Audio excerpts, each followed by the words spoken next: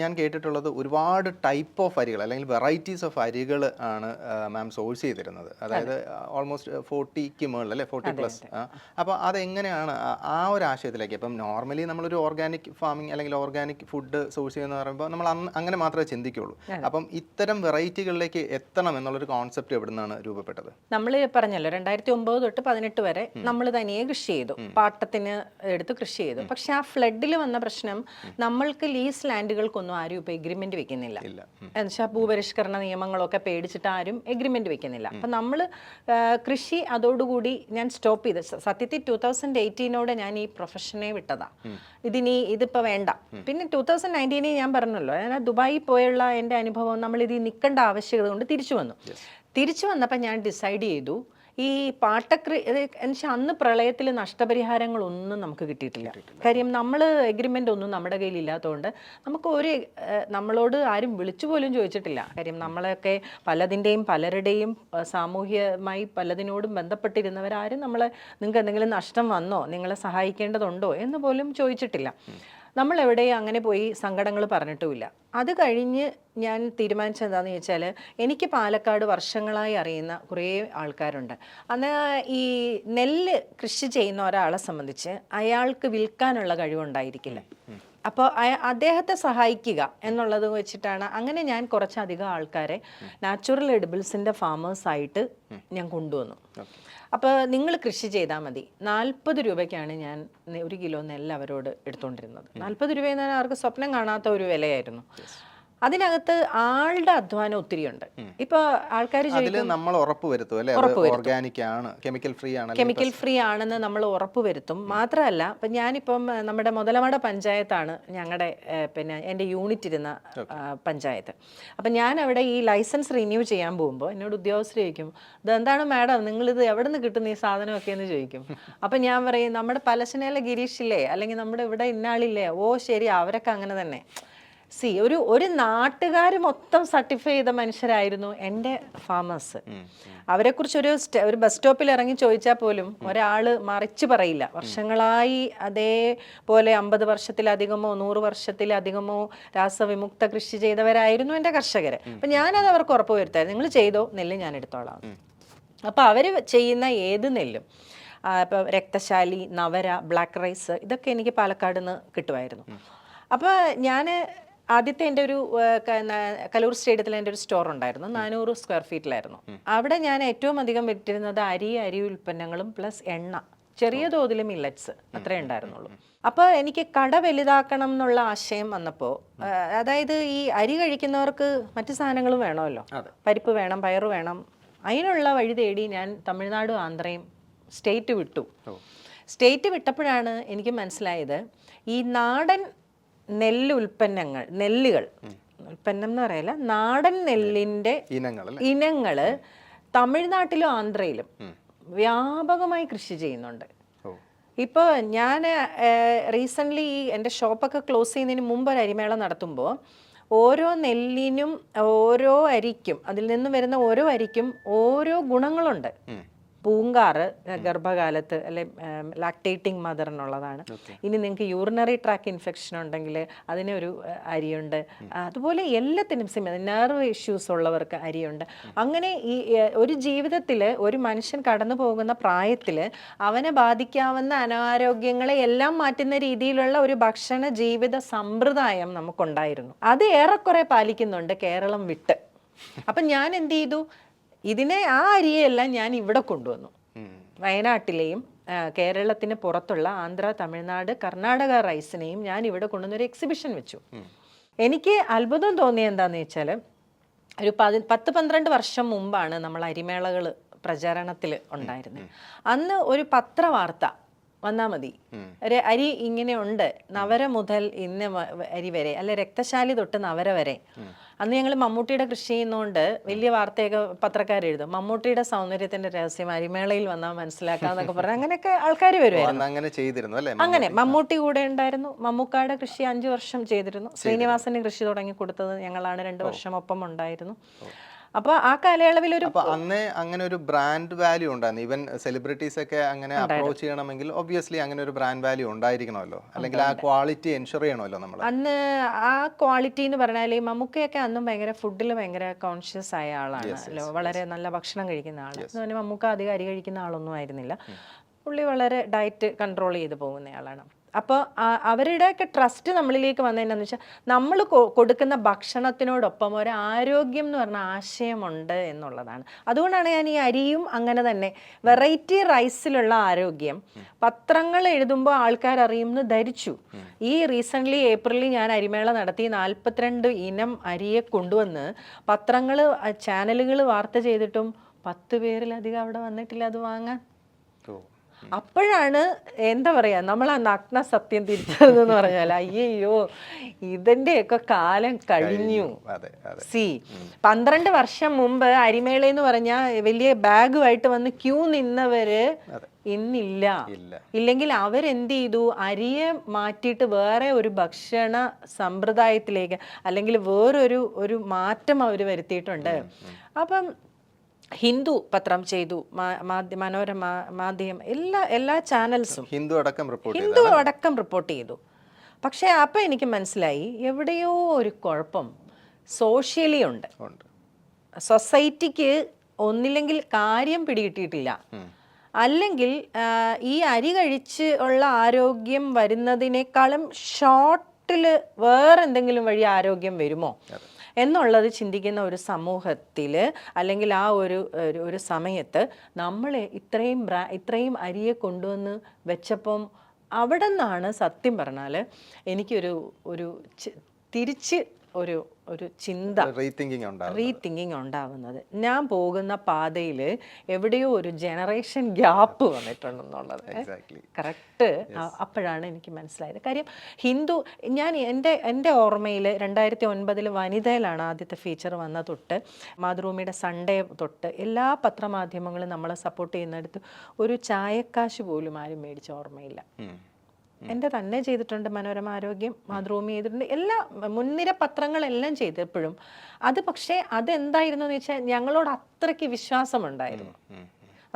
വിശ്വാസമുണ്ടായിരുന്നു. നിങ്ങൾ കൃഷി ചെയ്ത് തരുന്ന ഉൽപ്പന്നം നിങ്ങളുടെ സത്യസന്ധത എന്നൊക്കെ പറഞ്ഞാൽ അവർ അത്ര വിശ്വാസം ഉണ്ടായിരുന്നു. അന്ന് അത് വായിച്ച് വരുന്ന മനുഷ്യരിലേക്ക് ഒന്നില്ലെങ്കിൽ ഈ വാർത്ത ചെല്ലുന്നില്ല, അല്ലെങ്കിൽ ഇതിനൊരു പ്രാധാന്യം ഉള്ള കാലം കഴിഞ്ഞു. എവിടെയോ നമ്മൾ അപ്ഡേറ്റ് അല്ല എന്ന് അപ്ഗ്രേഡ് ചെയ്തിട്ടില്ല എന്ന് എനിക്ക് തോന്നിയത് ആ ഒരു അരിമേള കഴിഞ്ഞതോടുകൂടിയാണ്. കാര്യം പത്രമാധ്യമങ്ങളുടെ സമ്മതത്തോടെ അറിവോടെ നടത്തിയ അരിമേളയാണത്. കാര്യം അവരൊക്കെ പണ്ടത്തെ അരിമേളയുടെ ഓർമ്മയിൽ ഒരു അരിമേള JBG എന്ന് പറഞ്ഞപ്പോൾ ഞാനും ഒന്ന് ആലോചിച്ച് എന്നാൽ ചെയ്താലോ. പക്ഷെ അതിൻ്റെ റെസ്പോൺസാണ് ഞാൻ ഒരു കോമായിട്ട് ഒന്ന് നിർത്തിയേക്കാം, അല്ലെങ്കിൽ ഒന്ന് തുടരും എന്നുള്ളൊരു നിലയിലേക്ക് ഇതിനെ ഒന്ന് ഒതുക്കിയാലോ എന്ന് ആലോചിക്കുമ്പോൾ 1600 സ്ക്വയർ ഫീറ്റിലെ കടയും അതിനകത്തിരിക്കുന്ന 420 പരം ഉൽപ്പന്നങ്ങളും, നമ്പേഴ്സാണ് ഞാൻ പറയുന്നത്, അല്ലാതെ 420 പാക്ക് ഓഫ് പ്രൊഡക്റ്റ് അല്ല ഞാൻ പറഞ്ഞത്, നമ്പേഴ്സ്, എൻ്റെ SKUs 420 ഞാൻ എത്താൻ ഞാൻ ട്രാവൽ ചെയ്ത വർഷങ്ങൾ, ഞാൻ ട്രാവൽ ചെയ്ത കിലോമീറ്ററുകൾ എല്ലാം എന്തായി ഒരു പാഴ്വേലയായിരുന്നോ എന്ന് എനിക്ക് തോന്നാൻ തുടങ്ങി. ഞാൻ പാഴ്വേല ചെയ്താണോ 420 ഉൽപ്പന്നം? ഞാൻ ആലോചിച്ചിട്ടുണ്ട് നമുക്ക് എങ്ങനെ ശുദ്ധമായ ഒരു സാധനം കിട്ടും എന്ന് നമ്മൾ ആലോചിച്ചിട്ടുണ്ട്. നിങ്ങൾ പൈസയും കൊണ്ട് വാ, ഞാൻ നിങ്ങൾക്ക് തരാം എന്ന് ഞാൻ സമൂഹത്തോട് വിളിച്ചു പറഞ്ഞതാണ്. നിങ്ങൾ പൈസ തരൂ, ഞാൻ സാധനം തരാം. നിങ്ങൾ പൈസ തരുന്ന എന്തിനാണ്? നിങ്ങൾക്കിത് തുടർന്ന് കിട്ടാനാണ്. മനസ്സിലായി? എനിക്ക് ഇതൊരു സോഷ്യൽ കോസാണ്, ഞാൻ ചെയ്യുന്നത് ഒരു സാമൂഹ്യ സേവനമാണ്. പക്ഷേ എനിക്ക് ജീവിക്കണമെങ്കിൽ പണം വേണം, പണമില്ലാതെ പണം വേണം. നിങ്ങൾ എന്നെ സഹായിക്കുന്ന ഒറ്റ രീതിയിൽ മതി. സമൂഹത്തോട് ഞാൻ ഒറ്റ കാര്യമേ പറഞ്ഞുള്ളൂ, നിങ്ങളിത് വാങ്ങൂ. നിങ്ങൾ വാങ്ങുമ്പോൾ നിങ്ങൾ എന്നെ നിലനിർത്തുന്നു, എന്നെ ഞാൻ നിലനിർത്താൻ ശ്രമിക്കുമ്പോൾ എൻ്റെ കർഷകർ നിലനിൽക്കുന്നു, മണ്ണിൽ നല്ല എന്താ പറയുക, മണ്ണിനെ സന്തുലിതമായി കൊണ്ടുപോകാൻ സാധിക്കുന്നു, അവിടുത്തെ ഇക്കോസിസ്റ്റം നന്നാകുന്നു. നിങ്ങളുടെ 100 രൂപയെങ്കിലോ 180 രൂപയിലോ നിങ്ങൾ ചെയ്യുന്ന ഒരു വലിയ സർക്കിളിനെ കംപ്ലീറ്റ് ചെയ്യുന്നുണ്ട്. അത് കേൾക്കാൻ ആളില്ലാതായി, അതിനോട് ബാധ്യതയില്ലാത്തവരായി. എൻ്റെ നിലനിൽപ്പ് എന്തിനാണ്, അല്ലെങ്കിൽ ബിജിയുടെ ഒരു പ്രൊഡക്റ്റ് ഇവിടെ നിന്നതുകൊണ്ട് എന്ത് കാര്യം എന്ന് ചിന്തിക്കുന്നത് പേഴ്സണലി അവർ പോയിട്ടില്ലെങ്കിൽ പോലും അങ്ങനെ അവർ ചിന്തിച്ചിട്ടുമില്ല. ബിജി നിലനിൽക്കണോ, ബിജിയെപ്പോലെ ഒരാൾ ഞാൻ മാത്രമെന്നല്ല പറയുന്നത്, എന്നെപ്പോലെ ചിന്തിക്കുന്ന, എന്നെപ്പോലെ പ്രവർത്തിക്കുന്ന, ഭക്ഷ്യമേഖലയിൽ ഇതുപോലെ നിൽക്കുന്ന ഒരാൾ വേണ്ടേ? ഞാൻ എന്നോട് തന്നെ ചോദിക്കാൻ തുടങ്ങി, ഞാൻ വേണ്ടേ? എന്നാൽ പിന്നെ ഞാൻ എന്തിനാ ഇതിനകത്ത് ഈ ഉറക്കമില്ലാത്ത രാത്രികളും, സ്ട്രെസ് മാനേജ്മെൻറ്റ്, സിംഗിൾ പേരൻറ്റിങ്, മക്കളുടെ കാര്യങ്ങൾ. ഞാനൊക്കെ അനുഭവിച്ചൊരു വലിയ പ്രശ്നം എന്ന് വെച്ചാൽ എല്ലാം പെരിഷബിളാണ്. നമുക്ക് ഓഫർ, ഞാൻ എൻ്റെ കടയിൽ ഒരിക്കലും ഓഫർ ഇട്ടിട്ടില്ല. ഓഫറിൽ ആരും വാങ്ങണ്ടെന്ന് ഞാൻ തീരുമാനിച്ചിട്ടുണ്ട്. ഞാൻ വെറുതെ കൊടുത്തിട്ടുണ്ട് സാധനങ്ങൾ. ഇപ്പം എൻ്റെ കട പൂട്ടി പാലക്കാട് യൂണിറ്റിൽ കൊണ്ടിട്ട് എൻ്റെ ജോലിക്കാരോടെല്ലാം ഞാൻ വെറുതെ സാധനങ്ങൾ കൊടുക്കുമായിരുന്നു. നിങ്ങൾ എന്താ വേണ്ടതെന്ന് വെച്ചാൽ എടുത്തിട്ട് പോകും. അപ്പോൾ എൻ്റെ അടുത്ത് പറയാം, വേണ്ട ചേച്ചി നിങ്ങൾ വന്നിട്ട് തന്നാൽ മതി, നിങ്ങൾക്കതിൽ എന്ത് വേണം, നിങ്ങൾക്ക് വേണ്ടത് എനിക്കറിയില്ലല്ലോ, കൊണ്ടുവയ്ക്കോ എന്ന് പറഞ്ഞിട്ടുണ്ട്. അപ്പോൾ അത് വെറുതെ കൊടുക്കുമ്പോൾ കിട്ടുന്ന സംതൃപ്തി ഒന്ന് വേറെയാണ്. ഞാൻ 1 രൂപ ഓഫറിൽ ഒരു സാധനം ഇട്ടിട്ടില്ല. ബിക്കോസ് എൻ്റെ സാധനം അങ്ങനെ ഓഫറിൽ, എൻ്റെ പ്രൊഡക്റ്റ് ഒന്നും ഓഫറിൽ കിട്ടേണ്ടതല്ല. കാര്യം പെയ്ഡായിരുന്നു എൻ്റെ പ്രൊഡക്റ്റുകൾ. എൻ്റെ ഫാർമർക്ക് കൊടുക്കാനുള്ള അവസാനത്തെ 1 രൂപയും കൊടുത്തിട്ടാണ് എൻ്റെ കടയുടെ ഷെൽഫിൽ ആ പ്രൊഡക്റ്റ് ഇരിക്കുകയുള്ളൂ. ഇല്ലെങ്കിൽ എൻ്റെ പണിക്കാർക്ക് കൊടുക്കാനുള്ള കൂലിയുടെ 1 രൂപ പോലും മിച്ചമുണ്ടെങ്കിൽ അതും കൊടുത്തിട്ട് എൻ്റെ പ്രൊഡക്റ്റ് ഷെൽഫിൽ കയറുള്ളായിരുന്നു. അത്രയ്ക്ക് സത്യസന്ധമായി ഇൻഡസ്ട്രിയിൽ നിന്ന ഞാൻ ഇത് നിർത്തണം എന്നെ തോന്നിപ്പിച്ച കാര്യങ്ങൾ എന്ന് പറയുന്നത് ഒന്നല്ല. അതിന് ഇവിടുത്തെ സമൂഹത്തിൻ്റെ പ്രതികരണ ശേഷിയുടെ, അല്ലെങ്കിൽ എന്നോടൊപ്പം നിൽക്കാത്തതിൻ്റെ ഒരു കുഴപ്പമുണ്ടാണ് ഗവൺമെൻറ്റിന് എന്തൊക്കെയാണ് ഉത്തരവാദിത്തങ്ങളെന്ന് നമ്മൾ പണ്ട് പഠിച്ചിട്ടുണ്ടല്ലേ. ആ ഗവൺമെൻറ്റിൻ്റെ നടത്തിപ്പുകാരെന്ന് പറയുന്ന മിനിസ്റ്റേഴ്സ്. അപ്പോൾ പത്രവാർത്തകൾ ഇടയ്ക്കിടയ്ക്ക് വരും, ശ്രദ്ധിക്കണം. സർക്കാർ കോടികളുടെ പദ്ധതി കൃഷിക്കായിട്ട് ഇട്ടു, 125 കോടി സെൻട്രൽ, 270 കോടി സെൻട്രൽ പദ്ധതികൾ വരുന്നു. നമ്മളൊന്ന് ചെന്നൈ കടലാസുമായിട്ട് ഏതെങ്കിലും ബാങ്കിലോട്ട്, സെൻട്രൽ അങ്ങനെയൊക്കെ പറയും, സ്റ്റേറ്റും പറയും, സംഭവം ഇവിടെ നിന്ന് കിട്ടില്ല. ഞാനൊരു വ്യക്തിയാണല്ലോ, എനിക്ക് ഞാൻ ചെറുതിലേ മുതലേ, എൻ്റെ ചെറുപ്പം മുതലേ തന്നെ ഞാൻ ഇടതുപക്ഷ ചിന്താഗതിയുള്ള ആളുമായിരുന്നു. എന്തുകൊണ്ടാണ് നമ്മൾ ഒരു വിദ്യാർത്ഥിയായിരിക്കുന്ന കാലത്തിലും സാമൂഹ്യമായി ബന്ധപ്പെടുന്നത്? എന്തുകൊണ്ടാണ് നമുക്കതിന് അല്ല, നമ്മൾ ജനിക്കുമ്പോൾ തന്നെ, അല്ലെങ്കിൽ ജനിച്ചു വരുമ്പോൾ സമൂഹത്തിനോട് ചില കാര്യങ്ങൾ നമുക്ക് കടമകളുണ്ടെന്ന് തോന്നുന്നവരാണല്ലോ ഏതെങ്കിലുമൊക്കെ. രാഷ്ട്രീയം അതിലൊന്നാണ്. നമ്മൾ ചെയ്യുന്ന ഒരു പൊളിറ്റിക്സ് തന്നെയാണ് അല്ലേ. ഫാമിംഗ് എന്ന് പറയുന്ന ഒരു രാഷ്ട്രീയം തന്നെയാണ്. അപ്പം അങ്ങനെയൊക്കെ വന്നത് കൊണ്ട് തന്നെ എനിക്ക് അഭിപ്രായങ്ങളുള്ള ആളാണ്.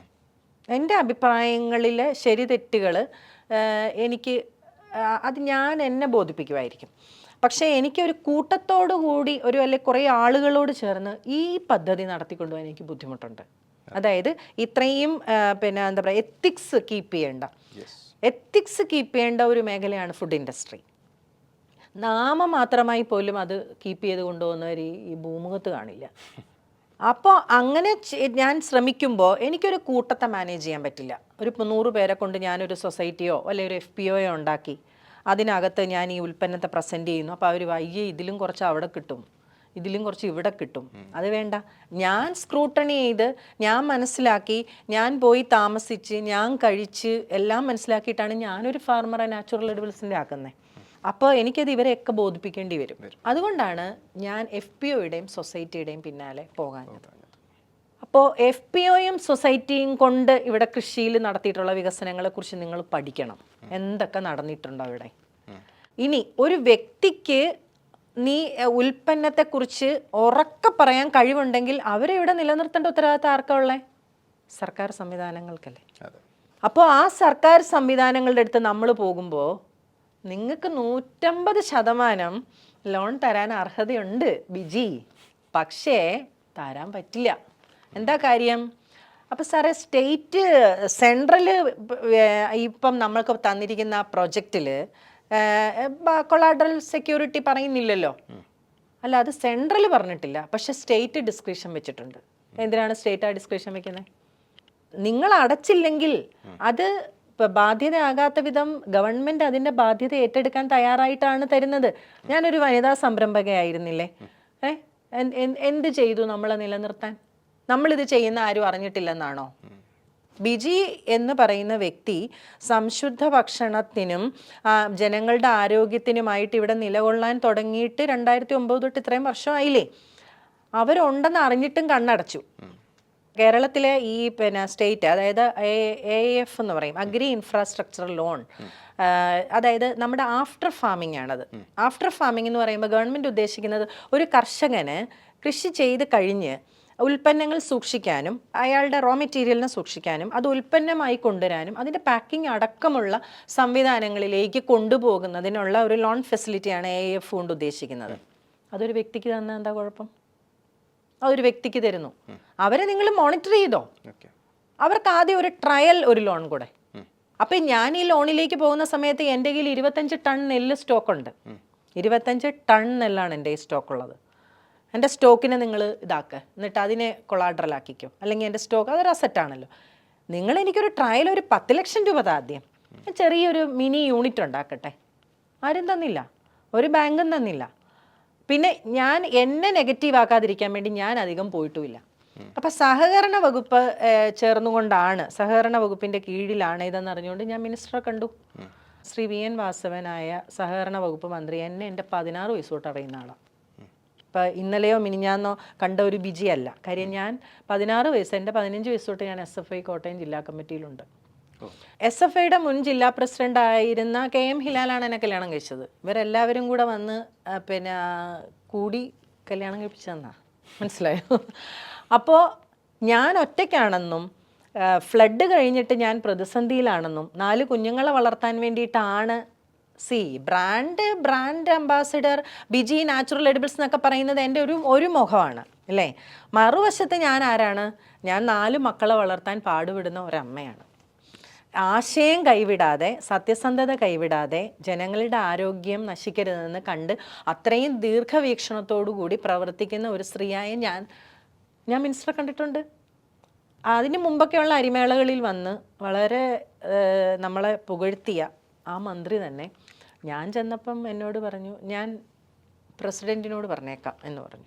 ഈ പ്രസിഡൻറ്റിനെ അറിയുന്ന ആളാണ്, കേരള ബാങ്കിൻ്റെ പ്രസിഡൻറ്റിനെ വിളിച്ചു പറഞ്ഞു, കേരള ബാങ്കിൻ്റെ GM പോയി കണ്ടു. അപ്പോൾ അദ്ദേഹം പറഞ്ഞു തരാൻ പറ്റില്ല. ഇനി സൊസൈറ്റികളുടെ FPOയുടെയും പുറകെ ഇവർ ഓടി നടന്ന് ലോൺ കൊടുക്കുക, വിളിച്ച് ലോൺ കൊടുക്കുക. അവർക്ക് എന്താ ചെയ്യേണ്ടതെന്നറിയില്ല. എറിയുന്നവൻ്റെ കൈ കല്ല് കൊടുക്കാൻ കഴിയില്ല എന്ന് പറഞ്ഞതുപോലെ അതൊരു സ്വജനപക്ഷപാതം ആണെന്ന് തോന്നുന്നുണ്ടോ? ഡെഫിനറ്റ്ലി. അത് എൻ്റെ പ്രശ്നം എന്താണെന്ന് വെച്ചാൽ, ഒരു വ്യക്തി വളർന്നുകൊണ്ട് എന്താകാനാ?